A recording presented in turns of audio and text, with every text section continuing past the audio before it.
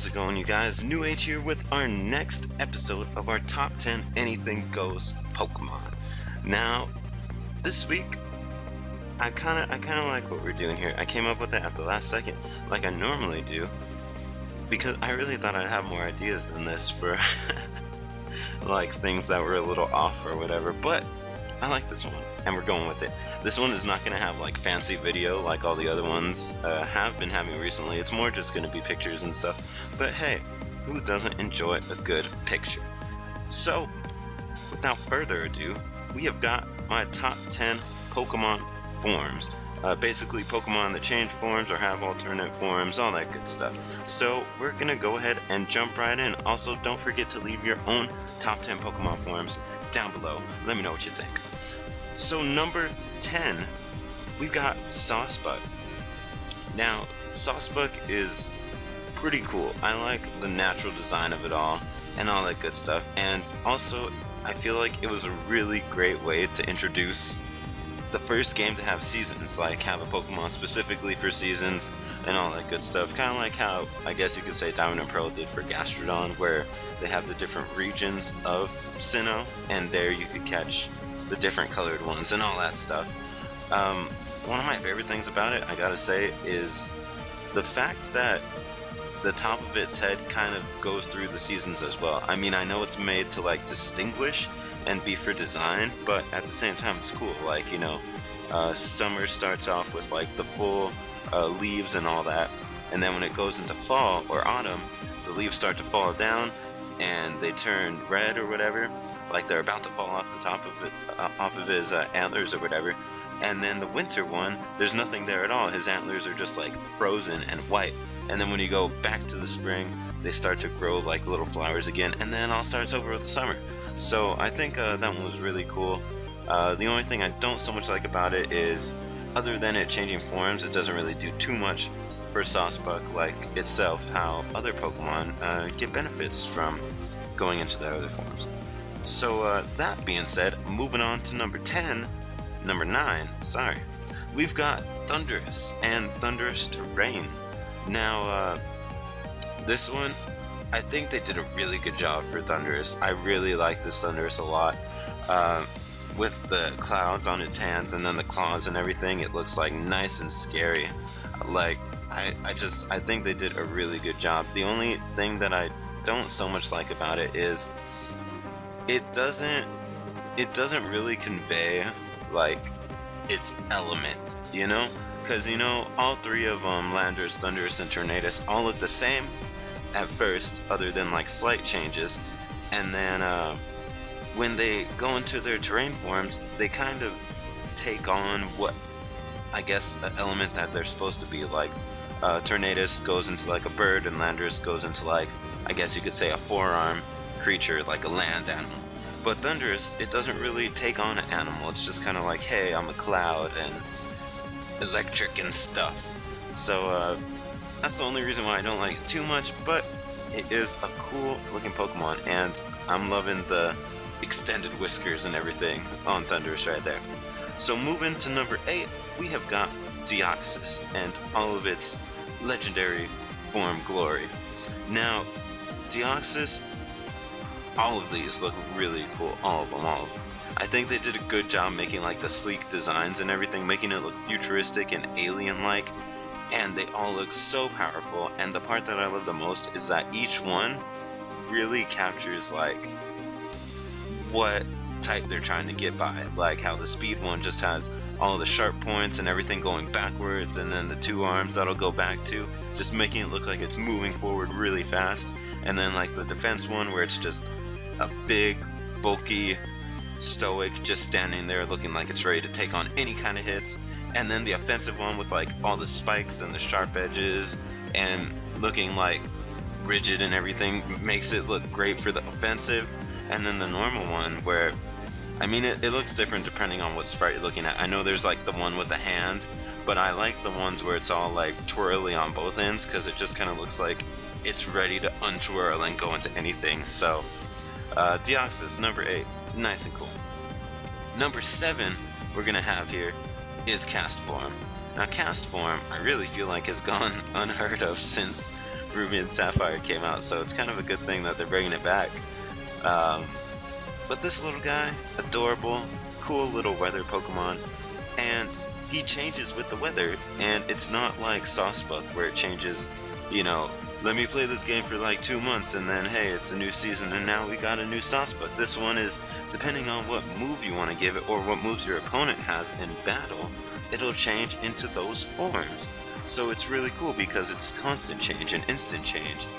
And I really like it, and it goes from a more complicated design or a more simple design of Castform to like a much more complicated one, depending on which one you do. The ice one is really complicated, I think, for Hail. But yeah, I really like that one. Also, I want to know, where is Sandstorm? Where's the Sandstorm Castform? I don't know if that's a thing or not. I didn't come across it.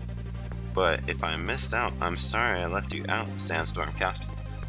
I enjoyed saying that. Sandstorm Castform. So moving on to number 6 now. We've got Cherrium. And Cherrium is just an adorable Pokemon. I had to put it on here. So many adorable Pokemon. I just can't help it.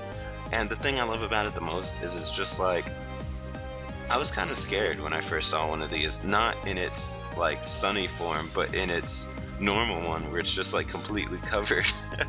Like it goes from 2 cherries to like being covered by a flower and you can't see nothing. And I was like, whoa, this Pokemon is weird. It looks like it's got some social issues or something. And then the sun comes out and this thing just gets all happy dancy, ready to take on the world, and then it dies to a fire blast. But that's beside the point. At least it's doing it with a smile. So that's why Cherrium's gonna be my number 6. I think it's super adorable and I love it. That's all there is to it. All there is to it. So moving now to number 5, getting into that solid top 5, we've got my man Rotom. Now, Rotom is a really cool Pokemon because its forms aren't based off of like weather or seasons or anything like that. Its forms are based off of human technology. So it's kind of like, depending on what humans had made, that depends on what Rotom will be. And that's why I think it's just so cool. I also think, because it doesn't have it for every type. So I think it would be really cool if, like, in later games they released more forms of Rotom, taking on different types with, like, new technologies or something. Like, I was thinking, like, a Nightlight would be really cool. And it was, like, for dark Pokemon. Like, it's just a little light and then it's kind of surrounded by darkness. That would be cool, I think. Maybe. Let me know. I don't know. Also, maybe like some, no, I was gonna say some gears, and it could be like steel Pokemon, but Clink Clank, I already kind of took that role. Oh, there you go. Clink Clank is secretly Rotom steel form. I think he's got the face to pull that off too. Anyways, moving on to number 4, we've got my man Tornadus. Now, Tornadus, unlike its counterpart Thundurus, I think is a lot better. For one, they took on the element of its flight, giving it the bird wings and all that stuff. And I mean, other than that, that's all they really did. But that was kind of all they needed to do, just giving it the element of flight, making it the right animal for its element. You just see it, it's there, nice and simple, nice and easy, and that's basically all there is. Side note, I love the little swirlies on its tail to represent like tornadoes and stuff. I think that was a great idea. So, moving on now to number 3, we have got Giratina, the legendary, shape-shifting, different dimension, Giratina. Now, Giratina is so cool. I don't know anyone who doesn't love its origin form. It's so, oh my gosh, it's so cool. Just like the flowing and the majestic, how it's all just like a singular form and everything going back, like, and the spikes on the side of it. Oh, it's just super cool. And even if you don't like that one, the alternate form, when it goes outside of its origin, is super cool. It's just like tall, standing, has like 6 legs for whatever reason, and then spikes on its wings. It just looks, I mean, well, I know this for a fact, Giratina is extremely beefy. I don't know about the origin one, but the regular form I'm pretty sure is like the beefiest of all beef in the whole world, the beef. And they make it look like that, just standing nice and tall, ready to take some shots, and then ready to dish out some heavy damage to those Pokemon giving those shots. So Giratina, number 3, that's gonna be all. Moving to number 2 now, we've got Burfrou. Now, I'm not gonna have, as far as I know anyways, I'm not gonna have all the designs of Furfrou on here. Or maybe I will. I don't know if the picture I have has all of them, but what I do have will be here. Now, Furfrou, it's just really a really fun Pokemon.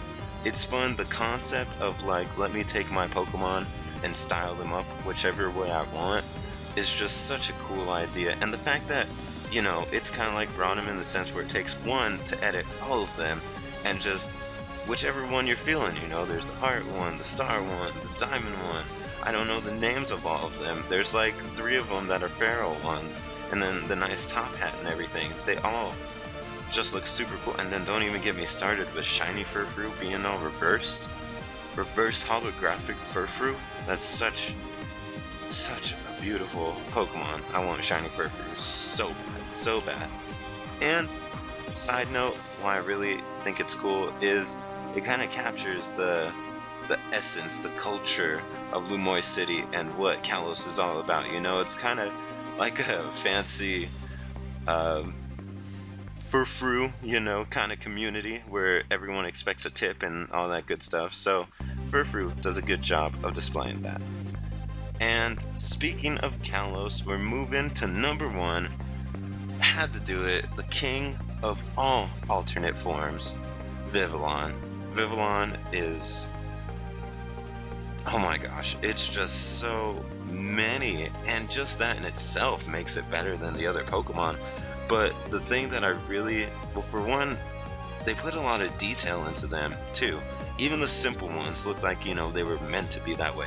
I don't even know the names of all of them, but I know I want all of them, and they all look super awesome. Like, let me know if you feel this way. I mean, me, I'm from the United States. I don't know if it's from Nation or it can't be from States. Yeah, it's gotta be from Nation. Mine, I really hate it. Mine is the High Plains one, the orange one with the yellow and green on the bottom wings. That one's mine. I don't really like mine. Whoever has the icy ones, you guys are so lucky.